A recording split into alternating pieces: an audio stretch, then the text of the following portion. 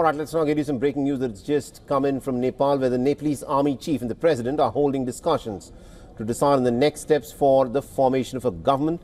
This comes after widespread protests in Nepal and also the resignation of the Prime Minister KP Sharma Oli.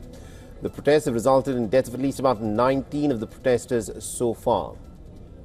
So this, of course, is the latest bit of information that is coming in, where the Nepalese army chief and the president are holding discussions to decide on the next course of action for forming the government. And WION's Saloni Murarka has been tracking the developments very closely for us. Saloni, what is the latest development with respect to the protests that have been unfolding in Nepal? Yes, the protests are still ongoing, but it has little calmed down since morning. How the police officials and the WION officials are to be seen on the ground at the moment, as the protesters have taken over the streets of Kathmandu. The entire city is burning from different parts. Across the city, while you cross the city, you will see smoke, some buildings burning around the Kathmandu valley. And there has been a massive property damage, vandalization. So, and as we speak, the Nepal army chief and the president of Nepal, they are in discussion to plan the further course of forming a parliament or the government. Absolutely, indeed. Now, and also KP Sharma Oli has resigned. Do we know where he is?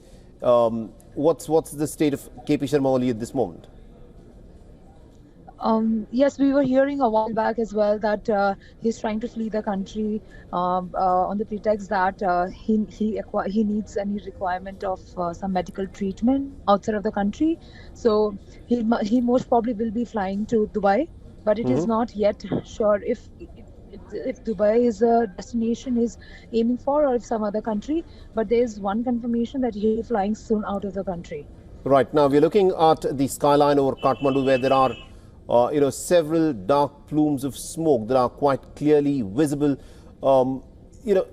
Is this something that the protesters have resorted to, or are there some troublemakers who are trying to take advantage of the fact that the security apparatus is no longer there on the streets of Kathmandu?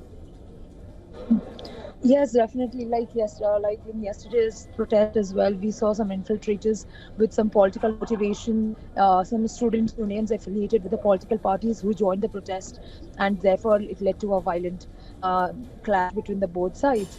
And today as well, it is seen like that. But they have all of them, even if they have come out on streets today, is the common aim is to topple the government and to also fight justice for their friends who have lost their lives. Right, indeed. Thank you very much, Saloni Murarka, for joining us over the phone line and getting us all those updates. This, of course, is the latest with respect to what is happening in Nepal at this moment, where the Nepalese army chief and the president are to hold talks over the next course of government formation.